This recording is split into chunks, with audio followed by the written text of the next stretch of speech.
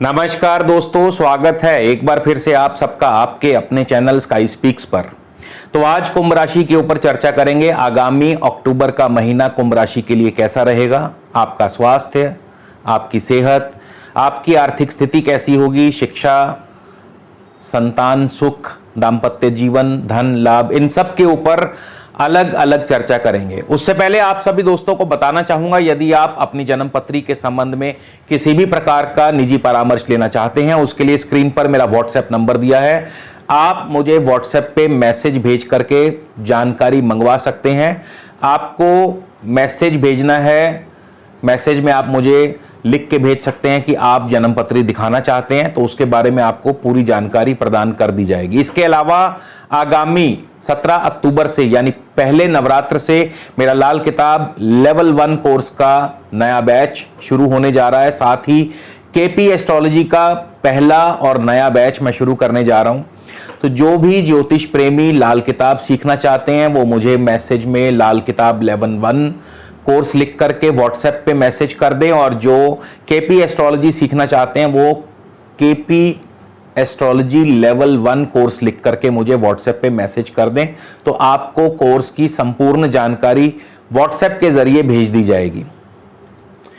आगे बढ़ने से पहले आप सभी दोस्तों को बता दूं, बहुत सारे मित्रों के प्रश्न आए कि सर आपने बताया कि कोई ग्रह शुभ है अशुभ है, ये कैसे मालूम पड़े कि कौन सा ग्रह शुभ है कौन सा ग्रह अशुभ है।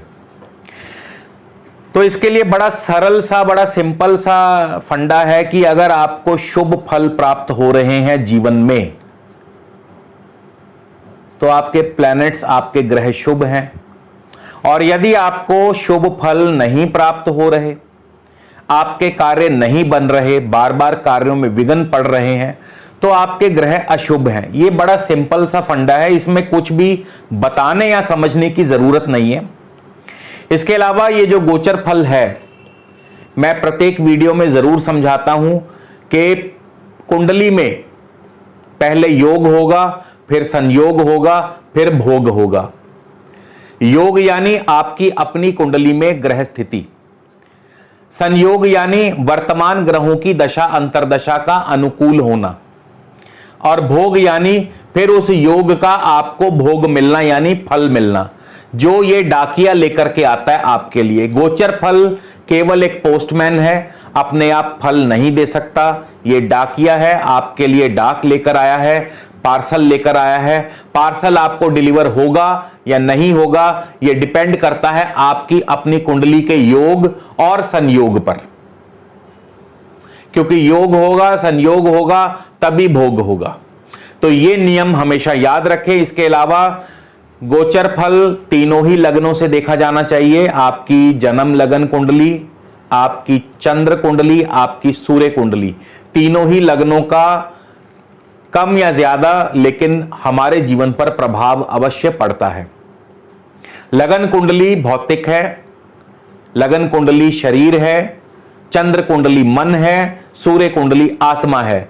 शरीर है तो मन है, शरीर है तो आत्मा है। इसलिए लगन कुंडली का उतना ही महत्व है जितना चंद्र और सूर्य कुंडली का। तो बिना समय गवाए आगे बढ़ते हैं। सबसे पहले जान लेते हैं कुंभ राशि के लिए ग्रहों की चाल। राशि शनि 12वें स्थान में है, हालांकि अपनी स्वराशि में है। मंगल मेष राशि में है। मंगल 4 अक्टूबर को वक्री हैं। वर्तमान में मंगल वक्री हैं, लेकिन 4 अक्टूबर को मीन में प्रवेश कर जाएंगे। राहु वृषभ राशि में है। शुक्र सिंह राशि में है। 23 अक्टूबर को शुक्र कन्या राशि अष्टम भाव में चले जाएंगे। सूर्य कन्या राशि में है। 17 अक्टूबर को सूर्य तुला राशि नीच राशि में जाएंगे। बुध के साथ योग बनाएंगे। बुध भी 14 अक्टूबर से वक्री हो रहे हैं। केतु वृश्चिक राशि में है। बृहस्पति धनु राशि में है, और शनि जैसा कि मैं बता चुका हूं मकर राशि में संचार कर रहे हैं। सबसे पहले जानते हैं आपके सेहत और स्वास्थ्य के बारे में। शनि 12वें भाव में है। 12वां भाव रोग का है, अस्पताल का है। भले ही शनि अपनी राशि में हो, लेकिन फल तो 12वें भाव का ही देंगे। तो यदि आपकी कुंडली में शनि किसी भी तरह से यदि 6ठे भाव से जुड़ रहे हैं या 8वें भाव से जुड़ रहे हैं या 12वें ही भाव से जुड़ रहे हैं और वर्तमान में भी आपको शनि की ही दशा अंतरदशा चल रही है, या किसी ऐसे ग्रह की दशा अंतरदशा जो शनि के ही नक्षत्र में हो, तो फिर आपको सेहत और स्वास्थ्य के मामले में सजग रहना होगा, क्योंकि शनि 12वें भाव में रोग के साथ साथ अस्पताल का योग भी बना देते हैं, बंधन योग भी बना देते हैं। इसे बंधन योग भी कह सकते हैं। वो बंधन अस्पताल में भी हो सकता है, वो बंधन बहुत ज्यादा स्थिति खराब हो तो फिर कई दफा पुलिस का चक्कर भी पड़ सकता है। क्योंकि कुंभ राशि वालों के लिए यदि हम लगन से बात करें तो भी 12वें स्थान में है, चंद्र राशि से बात करें तो कुंभ राशि वालों के लिए शनि की 7.5 अपने प्रथम चरण पर है। तो शनि अगर तो आपकी कुंडली में अशुभ है तो फिर बंधन योग भी पैदा करते हैं, रोग और स्वास्थ्य में कमी भी लाते हैं। लेकिन यदि शनि आपकी कुंडली में शुभ है, शनि शुभ स्थान में है और इस समय शनि की ही दशा अंतरदशा है, तो अंतरराष्ट्रीय व्यापार में सफलता भी दिलाते हैं, फॉरेन सेटलमेंट का योग भी बनाते हैं, विदेश यात्राओं का योग भी बनाते हैं, खर्च भी बढ़ाते हैं और निवेश भी बढ़ाते हैं। तो शनि के फल को समझना होगा कि शनि आपको शुभ फल देंगे या अशुभ, और यह निर्भर करता है आपकी कुंडली की ग्रह स्थिति पर। और सीधी सी बात है, यदि आपको शुभ फल प्राप्त हो रहे हैं तो समझ लीजिए शनि आपके शुभ हैं, अन्यथा अशुभ हैं। यह सिंपल सा नियम है शुभ और अशुभ को जानने का। इसके बाद आर्थिक स्थिति, धनेश बृहस्पति हैं, कुंभ लगन वालों के लिए धन स्थान के स्वामी बृहस्पति हैं। बृहस्पति इस समय लाभ स्थान में चल रहे हैं और लाभ की वृद्धि करते हैं, आय के स्रोत बढ़ाते हैं। धनेश का लाभ स्थान में जाना आय के स्रोत, धन की वृद्धि करता है। लेकिन किन के लिए? जिनको भी इस समय बृहस्पति की ही दशा अंतरदशा हो या किसी ऐसे ग्रह की दशा अंतरदशा हो जो बृहस्पति के नक्षत्र में हो और साथ ही बृहस्पति आपकी कुंडली में शुभ स्थान में या शुभ नक्षत्र में हो। तो यह नियम बहुत जरूरी है, तभी बृहस्पति आपको धन लाभ कराएंगे। और कैसे कराएंगे?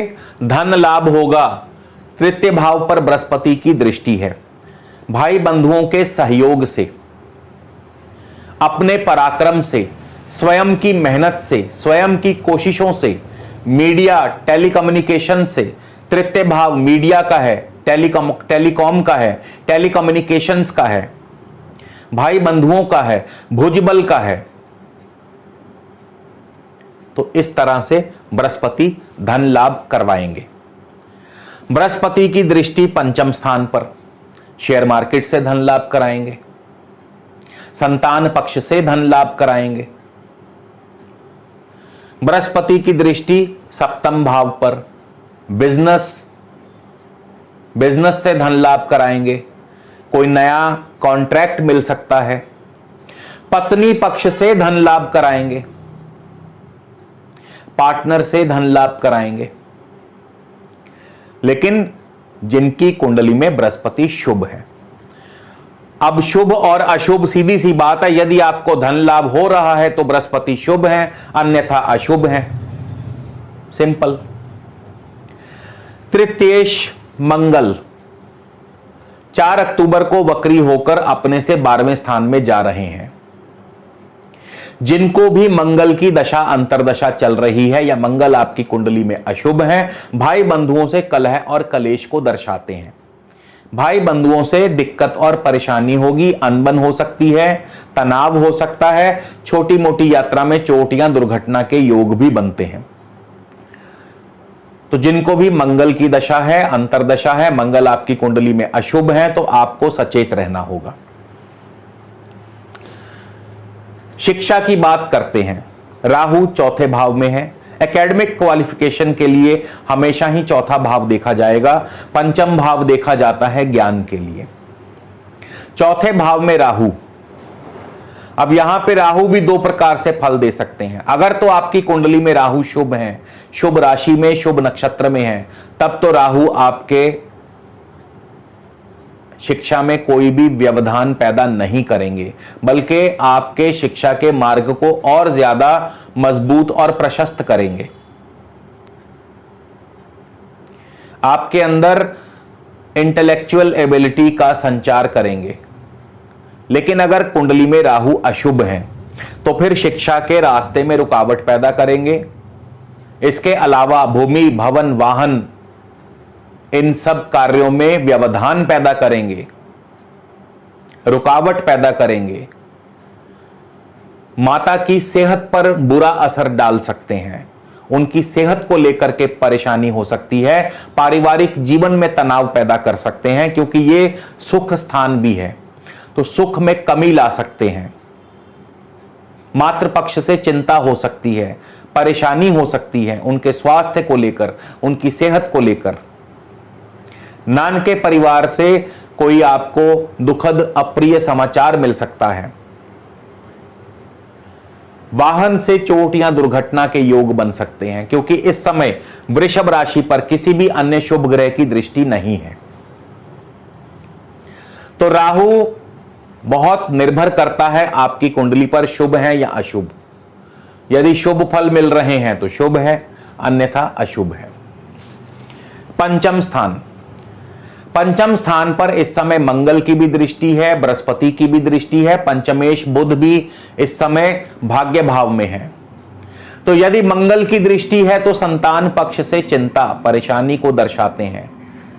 यदि आप गर्भवती हैं तो आपको सजग रहना होगा, सचेत रहना होगा। मंगल की दृष्टि संतान सुख में बाधा पैदा करती है, लेकिन बृहस्पति की दृष्टि संतान सुख की वृद्धि करती है। तो जिनको बृहस्पति की दशा अंतर्दशा है, उनके लिए संतान सुख की वृद्धि होगी। जिनको बुध की दशा अंतर्दशा है, उनके लिए संतान सुख की वृद्धि होगी, क्योंकि बुध भी भाग्य भाव में है। लेकिन 14 तारीख से पहले, 14 अक्टूबर से बुध जो है वक्री हो रहे हैं, तो थोड़ी सी परेशानी पैदा कर सकते हैं। तो तीनों ही ग्रहों का पंचम भाव से संबंधी फल जो है अलग अलग होगा। मंगल की दशा अंतर्दशा वालों को प्रेम संबंधों में तनाव होगा, प्रेम संबंधों में झगड़ा हो सकता है। मंगल की दशा अंतर्दशा वालों को शेयर मार्केट से अचानक धन लाभ हो सकता है, छोटे निवेश में। बृहस्पति की दशा अंतर्दशा वालों के लिए प्रेम संबंध सुखद रहेंगे, शुभ रहेंगे, तालमेल अच्छा बना रहेगा, शेयर मार्केट से अच्छा धन लाभ होगा। बुध की दशा अंतर्दशा वालों के लिए 14 तारीख तक सब ठीक रहेगा, लेकिन 14 तारीख से बुध जब वक्री होंगे तो संतान सुख में बाधा पैदा करते हैं, संतान पक्ष से चिंता पैदा करते हैं, प्रेम संबंधों में भी तनाव पैदा कर सकते हैं, और शेयर मार्केट में भी आपको विपरीत परिस्थितियों का सामना करना पड़ सकता है। तो भाव एक ही है, लेकिन ग्रहों की अलग अलग प्रेडिक्शंस हैं। छठा भाव नौकरी भाव है।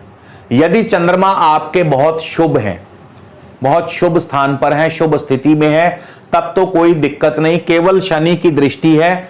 दिक्कत सिर्फ यह है कि शनि व्यवधान पैदा करेंगे, कार्य समय पर पूरे नहीं होंगे, कार्यों में अड़चने पैदा करेंगे, आपके बॉस आपसे नाखुश रहेंगे। लेकिन यदि चंद्रमा भी आपकी कुंडली में अशुभ हैं, तो फिर नौकरी से हाथ भी धोना पड़ सकता है, क्योंकि व्ययेश शनि की दृष्टि है, और व्ययेश में हमेशा पृथकता जनक प्रभाव होता है। तो नौकरी से आपको हाथ धोना पड़ सकता है। और यह स्थिति आज नहीं बनी, ये जब से शनि आए हैं। शनि इस साल के शुरुआत में ही मकर राशि में आ गए थे, तो ये कोई आज का फल नहीं है, ये जब से शनि आए हैं तब से ही शनि ऐसा फल दे रहे हैं। लेकिन फल घटित कब होगा? घटित तब होगा जब आपकी कुंडली में चंद्र या शनि की दशा अंतर्दशा आएगी, तब आपको यह फल मिलेगा, ना आगे ना पीछे। दांपत्य सुख की बात करें तो शुक्र सप्तम भाव में है, दांपत्य सुख में वृद्धि करते हैं। 23 तारीख को शुक्र अष्टम भाव में चले जाएंगे। शुक्र जो कि चतुर्थेश भी हैं और भाग्येश भी हैं। चतुर्थेश का अष्टम भाव में जाना भूमि भवन वाहन आदि कार्यों में दिक्कतें और परेशानी को दर्शाता है। उधर से राहु भी चौथे भाव में है। चतुर्थेश का अष्टम भाव में जाना दुर्घटना को भी दर्शाता है, शिक्षा में व्यवधान पैदा करता है। किनके लिए? जिनको शुक्र की ही दशा अंतर्दशा चल रही होगी। भाग्य का अष्टम में जाना पितृपक्ष से परेशानी, पितृपक्ष से चिंता, भाग्य में कमी, अंतरराष्ट्रीय व्यापार में दिक्कतें परेशानी, दूर की यात्राओं में कष्ट या परेशानी, क्योंकि शुक्र अष्टम में है। सूर्य भी अष्टम में है। सप्तमेश का अष्टम में जाना दांपत्य सुख में कमी, लेकिन उनको जिनको सूर्य की ही दशा अंतर्दशा चल रही होगी। 17 अक्टूबर से सूर्य चले जाएंगे भाग्य भाव में, नीच राशि में। थोड़ा सा अष्टम से कुछ बेहतर स्थिति, लेकिन क्योंकि नीच राशि में है तो ज्यादा बेहतरी की उम्मीद मत रखिएगा। लेकिन सूर्य और बुध का यहां पे जो योग है, ये एक प्रकार से कहीं ना कहीं आपके कार्य बनाएगा, कार्यों में सफलता दिलाएगा, क्योंकि बुध पंचमेश है, सूर्य सप्तमेश है। भाग्य भाव में दोनों का योग कहीं ना कहीं कार्य संपूर्ण करेगा, लेकिन उसको जिनको सूर्य की या बुध की दशा अंतर्दशा चल रही होगी। केतु दशम भाव में है। अब जिनकी अपनी कुंडली में केतु शुभ है, जिनकी अपनी कुंडली में केतु शुभ राशि या शुभ नक्षत्र में है, उनके लिए केतु यहां पर प्रगति लेकर के आए हैं, तरक्की लेकर आए हैं। लेकिन यदि केतु आपकी कुंडली में अशुभ है, यदि मंगल आपकी कुंडली में अशुभ है, तो फिर इसके विपरीत फल, कारोबार में नुकसान, नौकरी में अवनति यानी तरक्की में रुकावट, नौकरी से हाथ भी धोना पड़ सकता है। किनको? जिनको भी इस समय मंगल या केतु की ही दशा अंतर्दशा चल रही है। तो दशा अंतर्दशा का ध्यान रखना बहुत जरूरी है। फल तभी मिलेगा, और वही ग्रह फल देगा जिसकी दशा अंतर्दशा चल रही है, और वो ग्रह आपकी कुंडली में कैसा है और गोचर में कैसा है, इन दोनों को मिलाकर के फल मिलता है। तो योग, संयोग और भोग, ये तीनों बातों का ध्यान रखना बहुत जरूरी है। बृहस्पति लाभेश हैं, लाभ स्थान में है, हर प्रकार से लाभ को दर्शाते हैं। मित्रों से लाभ, भाई बंधुओं से लाभ, संतान से लाभ, बिजनेस से लाभ, लाभ ही लाभ, शेयर मार्केट से लाभ। किन के लिए? जिनको बृहस्पति की दशा अंतर्दशा, या जिनको ऐसे ग्रह की दशा अंतर्दशा है जो बृहस्पति के नक्षत्र में है और बृहस्पति आपकी कुंडली में शुभ स्थान में है, तो ही लाभ होगा, अन्यथा नहीं होगा। शनि के बारे में हम पहले ही बात कर चुके हैं, व्यय स्थान में है, खर्चों को बढ़ाते हैं, रोग बढ़ाते हैं, अंतरराष्ट्रीय व्यापार को भी बढ़ाते हैं, फॉरेन सेटलमेंट भी करवाते हैं, बंधन योग भी बनाते हैं। तो ये सब डिपेंड करता है कुंडली में शनि की आपकी स्थिति पर। अब बात करते हैं कि कुंडली में इस समय ऐसा कौन सा ग्रह है जिसका उपाय सबसे जरूरी है। 12वें भाव में शनि, ये रोग और बंधन दोनों को पैदा करते हैं। प्रथम चरण पे 7.5 भी है कुंभ राशि वालों के लिए। तो आपके लिए अत्यंत जरूरी है कि आप शनि महाराज को प्रसन्न रखें, बाकायदा तेल दान करते रहें, छाया पात्र करते रहें। शनि देव का स्तोत्र रोजाना पढ़ें, मंगल का हनुमान जी का स्तोत्र रोजाना पढ़ें, बजरंग बाण का पाठ करें, हनुमान चालीसा का पाठ करें, तो निश्चित तौर पर शनि महाराज जो हैं आपके लिए कष्टों में कमी करेंगे। तो दोस्तों, आपको मेरा ये कार्यक्रम कैसा लगा जरूर कमेंट करके बताइएगा। अगले वीडियो में आपसे फिर मुलाकात होगी। नमस्कार, धन्यवाद।